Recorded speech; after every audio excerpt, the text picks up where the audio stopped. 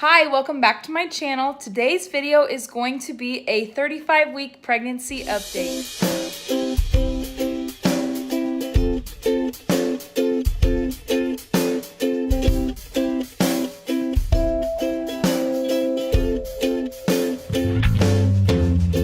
This week started off with traveling to Oklahoma. Now I'm from Kansas, so it was about a 4.5-hour drive down to Oklahoma on Sunday. And then we had a wedding rehearsal dinner.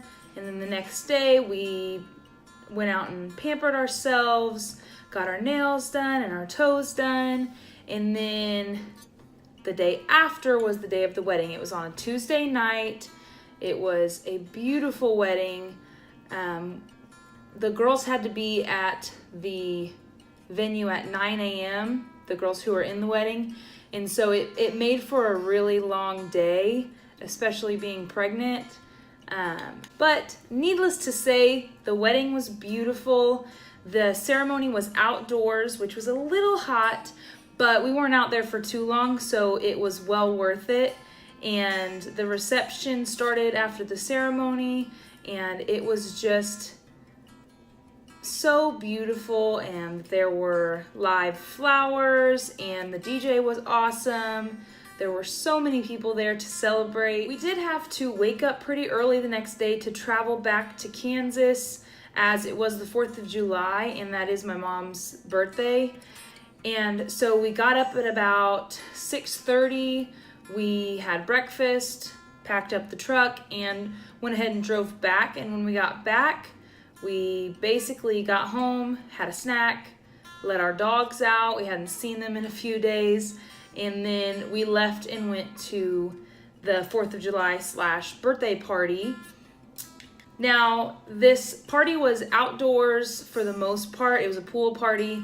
I hung out in the pool for a little while. We usually stay until late in the night when the fireworks are going off. But about 4 o'clock, I was so drained and so tired that I just had to tell Russell we gotta go. So we said our goodbyes, we got our things together, and we headed home. By the time we got home, Mara was asleep, so I decided to just lay down with her and take a nap until about 8 o'clock that night. The next day, I ended up having a ton of contractions. I was really nauseous. It just wasn't a good feeling for me, and I'm not sure if it's because I had the travel at the beginning of the week and then getting back and being out in the heat. So needless to say, I needed some rest and I needed some water and I needed to just chill out a bit. Now today I am feeling much better. I think that trying to relax a little bit yesterday was a good idea, and hopefully I can do a lot better of a job at just relaxing. Weight gain this week is up to 28 pounds. So last week I was only at 24 pounds, so I've gained 4 pounds. Now with this, I believe that probably next week I'll be down a couple of those pounds, but I think the travel and the eating out, not so great food, the last couple days I haven't been feeling great, so I've been eating very random foods.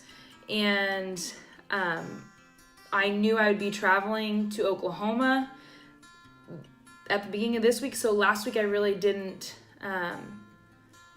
work out nearly as much, really like one day maybe. And so I think that has a lot to do with it, and I'm okay with that. It's not a big deal. I know that being back on track and being back home and getting back into a little bit of a gym routine is going to take me back down a couple of those pounds that aren't actually gained from the pregnancy. They're just probably extra weight gain that I don't need to have, or I'm sure there's some water weight in there. So we will see next week if my weight gain levels back out or not. New symptoms this week include, I guess they're not really new, but I'm still feeling nauseous a lot and just more exhausted. I've been tired lately, but I have been exhausted. So this morning I was waiting for TJ Maxx to open, and I actually was sitting in my car dozing off. I had like 8 minutes to wait, and I was dozing off in my car, and it was like 9 o'clock in the morning.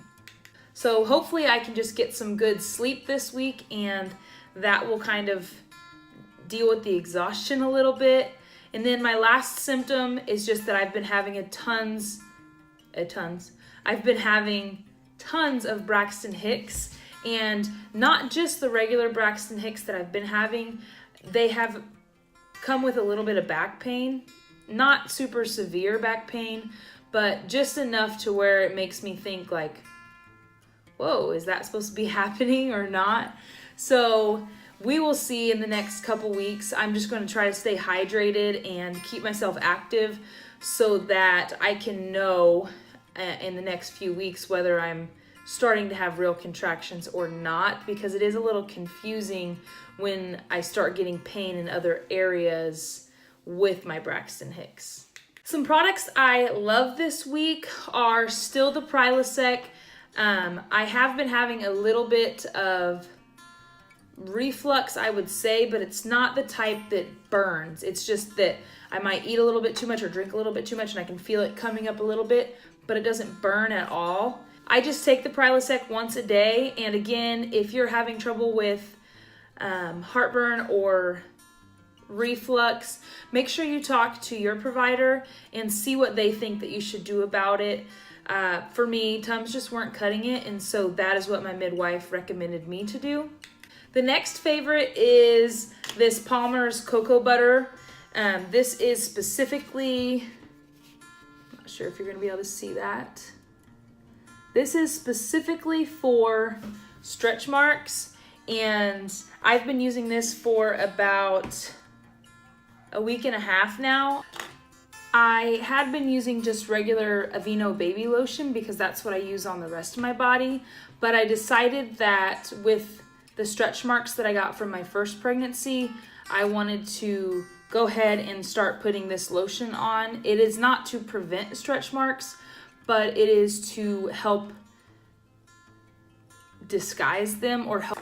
I have not noticed any new stretch marks during this pregnancy, but I don't want my old stretch marks to get any worse. So that is kind of why I got that lotion, so that these last 4, 5, 6 weeks, I can kind of get ahead on the trying to get my stretch marks to fade away. My next product that I've been loving lately is this bio oil. Now, my mom got me this after I had Mara, and it was for my stretch marks, and I still use it on my stretch marks sometimes. But lately, after I shower and clean my face, I've been using this on my face as a moisturizer. I don't know if that's right or if that's wrong, if I should do that or not, but I've noticed I do have very textured skin because I've struggled with a lot of acne most of my life. And so I've noticed I've been using it for about a week and a half, and I've just noticed my skin has felt softer. I don't know if it looks softer necessarily. I think it's a little too early to tell that, but it feels so much softer. And I put the bio oil on, and the nice thing about this oil is that after about a half hour of it being on, it really soaks in, so it doesn't feel like there's a bunch of oil on my face like some oils. Like if I put coconut oil on my face, I used to do that, and it just I could feel the coconut oil on my face for hours afterward. And so I do really like this. I would recommend it, but you might want to research if I just looked and saw if it was safe to put on my face, and it said it was. But you might want to do your own research there. The last thing that I want to share is my video editing app.